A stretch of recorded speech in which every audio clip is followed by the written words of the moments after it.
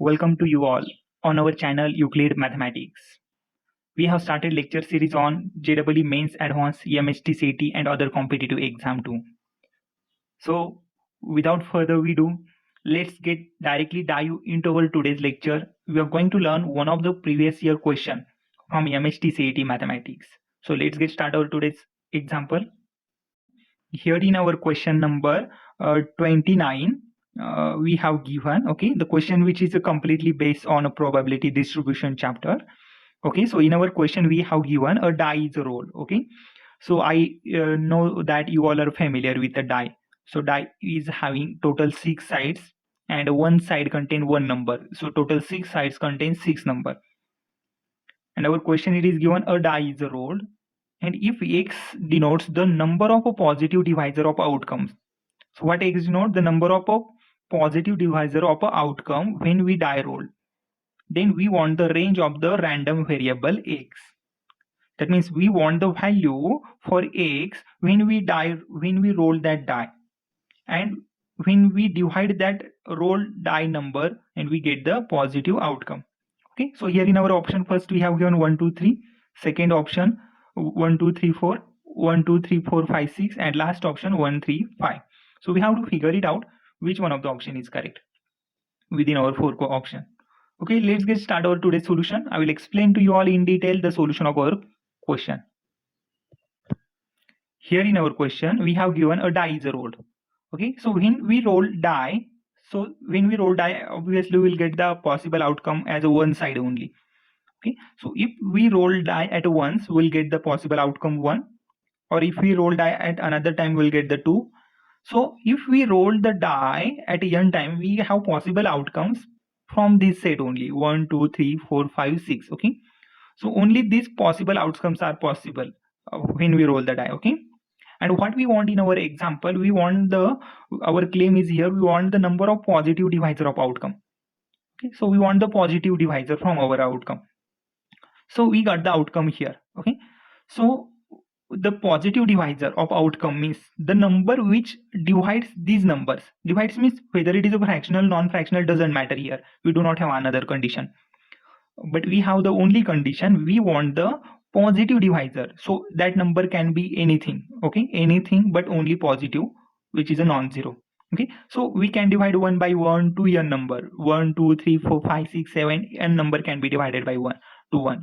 So whether it is getting the answer in a fractional, it doesn't matter here, because we do not have any other condition in our question that stated that we do not want fraction or anything like this. So in our question we have given only the one condition, that the number which we want here, it is only the positive divisor. So the positive divisor here, it is possible infinite number of positive divisor. That means one can get divisible by 1 2 3 4 5 6 and n number. So similarly 2 can be get divisible by 1 2 3 4 5 6 up to n number. Similarly 3 can be get divisible by 1 2 3 4 and n number. So similarly for 5 6 and n number. N number can divide these 6 numbers. So this is a sample space we have here, and we have possible outcomes that can divide our sample space. It is a n numbers. So let's check out which one of the option is correct. So these are the possible outcomes here, possible divisor that divides our sample space. So 1 2 3, it is correct option, because in our question we have given positive outcome. Positive divisor. So obviously 1 2 3 can divide this set. Again 1 2 3 4 also it can divide this set. Again third option 1 2 3 4 5 6, it also divide this set, and 4 1 3 5, it is also divided this state. But as per MHT CET exam, we have only one option is correct. So if we observe these 4 sets, it seems like that all these 3 sets belongs to the set number 3rd. 1 2 3 it is belongs here, 1 2 3 4 also belongs here, and 1 3 5 it is also belongs here. If the option is a single correct option, then third option is a true for our example 29. So third option, it involves all these 3 options. That's why this one is correct. So if multiple answer question it is that, then all 4 options should be there. So this one is only for today's lecture, that we have to find out whether which positive number we will get to our divisible, that to our sample space. So correct option is over here, option number C from our 29 question. Now let's get to continue one more example here, the question number 28, which is from MST So we have given question, the point of intersection of a line represented by, and the line it is given here, x square minus y square plus x plus 3y minus 2, which is equal to 0. And then we want the point of intersection of that line. So we have four possible options. First option 1 0, second option 0 2, third option negative 1 by 2 3 by 2, and fourth option 1 by 2 1 by 2. So we have to figure it out which one of the option is correct. So let's get started the solution of our question. So for the solution of our question number 28, we need to know one short result from the pair of straight line chapter. Okay, so if we have point of intersection of a line, okay, so if we have point of intersection of a line, then general form of that line we can represent it as the ax square plus twice of hxy plus by square plus twice of gx plus twice of fy plus c, which is equal to 0. Okay, so this is the general form for our point of intersection of a line. Okay, and it has the coordinate hf minus bg ab minus h square upon ab minus h square, comma hg minus af upon ab minus h square. So first is the x coordinate here, second one is the y coordinate here. Now how we can figure it out that hf bg ab all these values? So we have to take this value from our general equation. Okay, so a it is here, to h it is here, b here, g here, and f here, and c here. Now find out all these values, substitute into our standard result, and then we'll get the point of intersection of a line. Okay, so here, so we have given point of intersection of a line, and line it is also a line given here, x square minus y square plus xy plus x plus 3y minus 2, which is equal to 0. This one is the given line. Okay, so compare this line with our standard form of a line. Okay, here x square plus twice of hxy, so ax square which is equal to x square, x square which is equal to x square, so we will get the value for a is 1.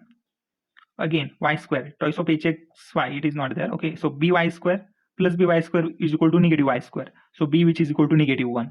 So twice of hxy we do not have here, so we don't have that second term, so take it h is equal to 0. That means we can write plus 0 hxy, so h is equal to 0. Again by square, now find out y square term. Yes, by square is a negative 1, so b is 1.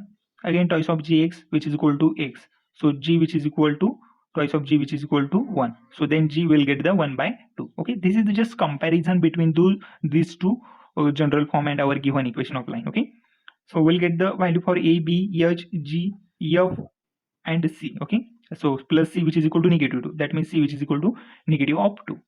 Now we want the intersection of a line. Okay, at what point, at what coordinate of xy gives the intersection of a line. Okay, so in our example now here we can see our first coordinate hf minus bg upon ab minus h square. Okay, so h into f is a 3 by 2, so h into f is 0 into 3 by 2 becomes 0, minus bg, minus plus my b, because b is negative 1, so minus plus b into g, so 1 into 1 by 2, so it is 1 by 2 upon ab minus h square. So a multiplied by b, 1 multiplied by negative 1, we get the negative 1, minus h square. Minus h square means 0 square. Okay, so similarly denominator ab minus h square, same it is here, so minus 1 minus 0 square, minus 1 minus 0 square here. Okay, and now here the next term hg minus af, h into g 0 minus af, a into f, it is a 3 by 2 upon ab minus h square. So minus 0 square doesn't matter here, negative 1 multiplied by 1 by 2, so it is a negative 1 by 2, comma negative 3 by 2 into negative 1, so it is only 3 by 2. Okay, so this is the point of intersection, which is a 1 by 2, negative 1 by 2 and 3 by 2, which is given in our option number C. Okay, so our correct option, it is here from question number 28, it is option C. Okay, so see that how easy these questions are. We just have to find out the simple calculation, but we need to know one of the result from our textbook. Okay, so these are the quite easy type of question. I hope you all have understood my today's question, which first I explained the one question from probability distribution, and second question it is from the chapter of pair of straight line. Both are the very easy question. Their answer it is also quite easy, just we need to remember only one result for our second question. So I hope you all have understood my today's solution. So it is everything quite easy here. So thank you everyone, thank you for my today's lecture.